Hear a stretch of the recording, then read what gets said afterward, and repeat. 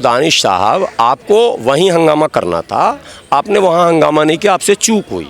ये रोना गाना कहाँ कर रहे हैं? आप इधर रो रहे हैं, वो उधर हंस रहा, दोनों का हो गया फिर 80-20। ये नहीं, 80-20 नहीं। तो ये दानिश अली और उनके समर्थकों के लिए सोचने का विषय है। ये कोई सिस्टम समझ में नहीं आ रहा और मुझे लग रहा है कि ये बसपा से चुनाव भी अगला नहीं लड़ेंगे। इनका झुकाव कांग्रेस की तरफ है। बिल्कुल दानिश की लापरवाही रही है। दानिश को हम लोग, दानिश का मतलब होता है समझदार, नाम भी दानिश का अर्थ ही है समझदार। तो जितना दानिश हम समझ रहे थे, जितना परिपक्व लीडर समझ रहे थे, वो नहीं निकले। बाहर आकर रोने से अच्छा था अंदर ही चिल्लाना। जिस समय विदुरी इस तरह से बात कर रहे थे, उस समय दानिश अली को खड़ा होकर हंगामा करना चाहिए था। माफ़ी मांगो, माफ़ी मांगो। जो कुछ हुआ उसको दुनिया ने देखा।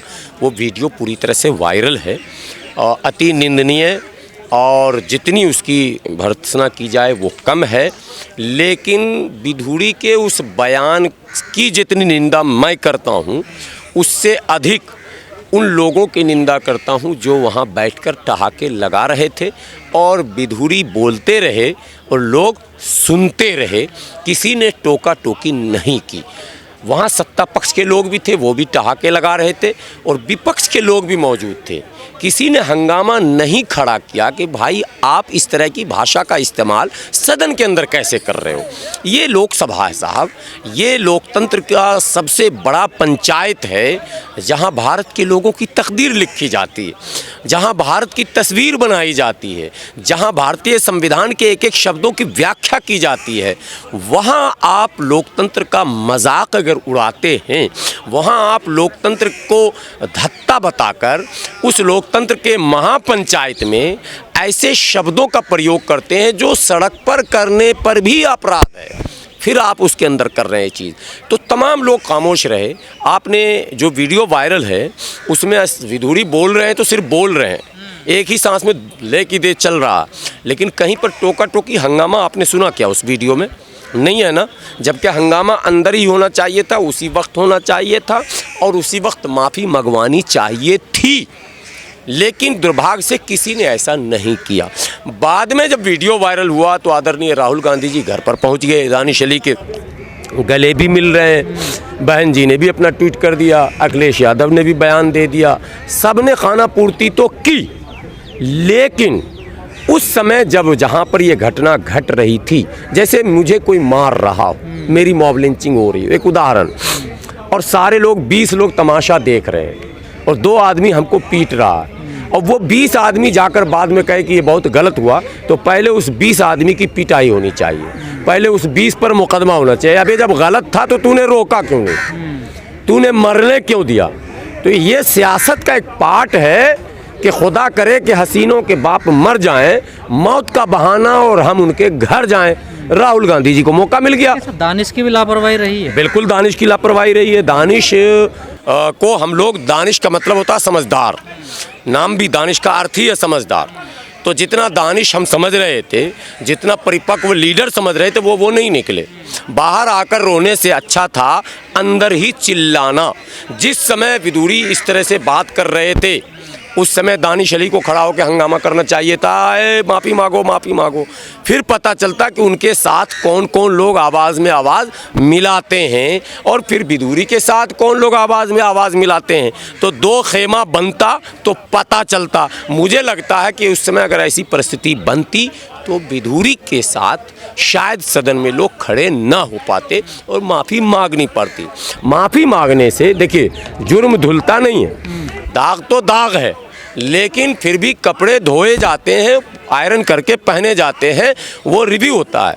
माफ़ी धार्मिक दृष्टिकोण से भी, सामाजिक दृष्टिकोण से भी, और राजनीतिक दृष्टिकोण से भी माफ़ी काफ़ी है, माफ़ी काफ़ी है। लेकिन माफ़ी सार्वजनिक वहीं होना था, उसी महापंचायत। राजनाथ सिंह ने मांगी ना।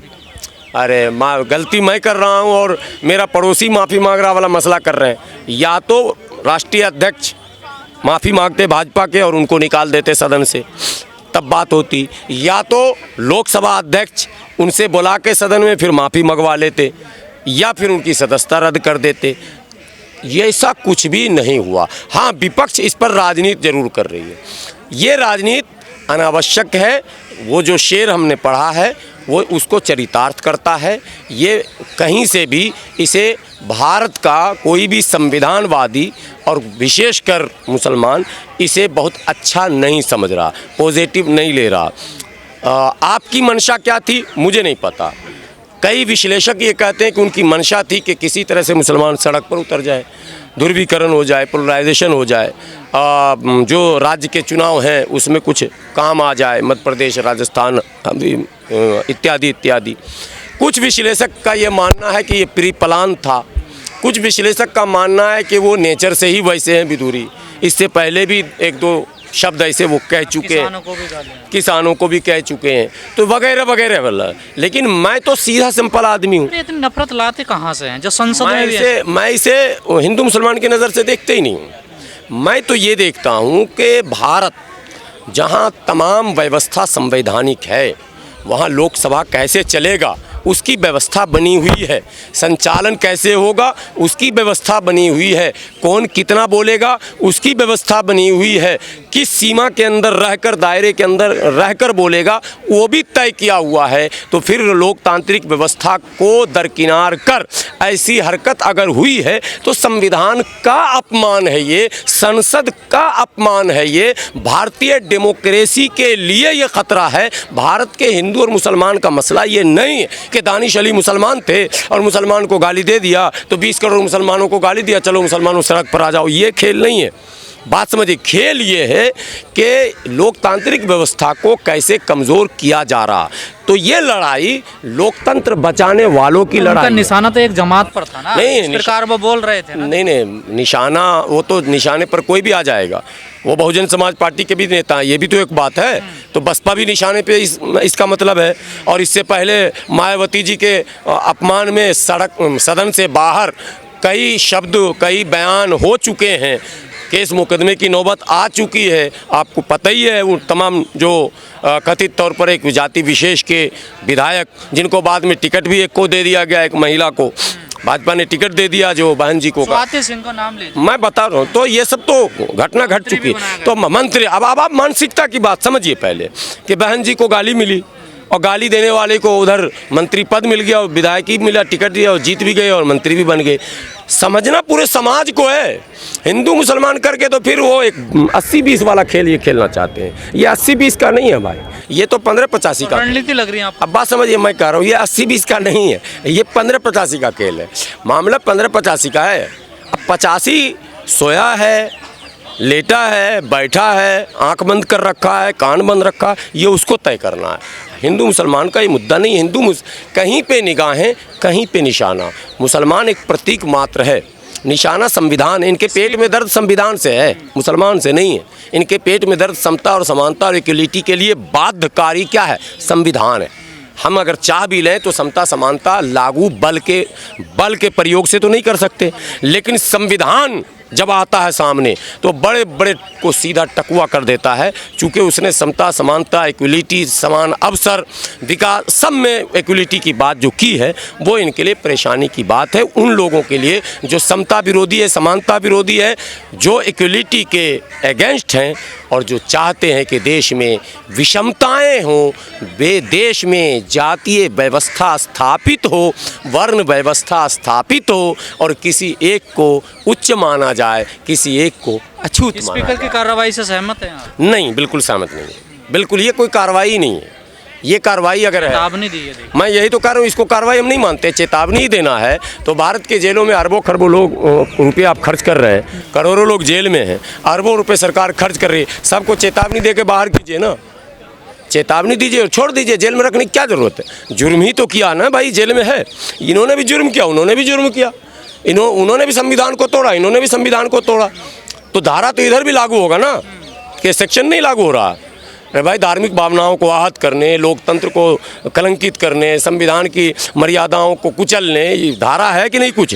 तो इधर भी जुर्म, उधर भी जुर्म। तो एक को जेल भेज रहे हैं, एक को चेतावनी दे रहे हैं। चेतावनी देकर सबको छोड़िए, पैसा भी बचेगा। अरबों खरबों रुपए जो जेल में खर्च हो रहे हैं, क्यों खर्च कर रहे हैं?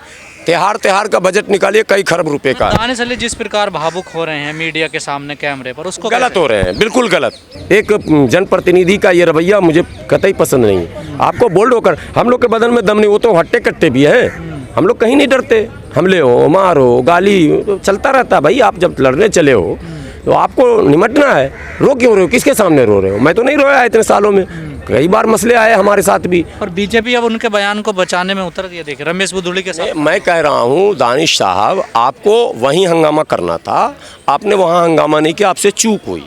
अब आपको लॉबिंग करनी थी, आपको अपने लोकसभा के सम्मानित सांसदों से मिलकर आपको एक रणनीति तय करनी थी कि जब भी सदन शुरू होगा हर हाल में माफ़ी मंगवाएंगे।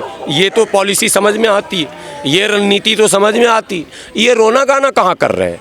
आप इधर रो रहे हैं, वो उधर हंस रहा, दोनों का हो गया फिर 80-20। ये खेल नहीं, 80-20 नहीं, इसको 15-85 लाना कानून का काम है। और बीजेपी ने तो अब दानिश अली को भी विलन बना दिया है, देखिए। नहीं अरे भाई, आप अपना काम करेंगे, वो अपना काम करेंगे। हर आदमी को ये अधिकार है कि वो अपना पक्ष मजबूती से रखे। तो भारतीय जनता पार्टी तो इस मामले में मास्टर है भाई, तो अपना पक्ष रख देती है मीडिया के माध्यम से। आप क्यों नहीं रख पाते हैं?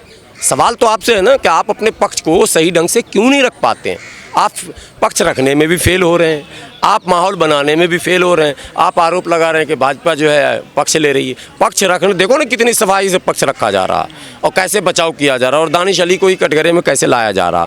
तो ये दानिश अली और उनके समर्थकों के लिए सोचने का विषय है। हमने जो किया संसद भवन थाने में जाकर, संसद मार्ग पार्लियामेंट थाने में, वो हमने बाज़ाफ्ता रमेश बिदूरी के उन तमाम कहे गए इस्तीफा देने की बात कर रहे थे दानिश अली, तो अभी किस बात का इंतजार है? और देखिए क्या अब दानिश अली से हमारी मुलाकात है नहीं, आज रात शायद वक्त मिलेगा तो मुलाकात का हम लोग का प्लान है। बात करनी है, समझना है कि आपका प्लान क्या है। क्योंकि हम लोग सार्वजनिक जीवन में रहते हैं, बहुत सारे लोग सवाल करते हैं, तो हमको मुलाकात करनी चाहिए। तो हम लोग मुलाकात करेंगे, उनसे भी जानने की जिस कोशिश। पार्टी के नेता हैं उनकी मुखिया ने भी इस्तीफा दे दिया था सदन में, अगर उन्हें बोलने नहीं दिया। हाँ, राज्यसभा में लाइव इस्तीफा दिया था, बाज़ाफ्ता कह के इस्तीफा दिया था कि आप महिला को बोलने से रोक रहे हैं, दलित महिला को, इसलिए लीजिए इस्तीफा दिया। इस्तीफा इनको भी देना चाहिए, इनको अनुसरण करना चाहिए। ये कोई सिस्टम समझ में नहीं आ रहा, और मुझे लग रहा है कि ये बसपा से चुनाव भी अगला नहीं लड़ेंगे। इनका झुकाव कांग्रेस की तरफ है, इसीलिए राहुल गांधी जी से गले मिल रहे हैं। ये ज़्यादा मामला ये है।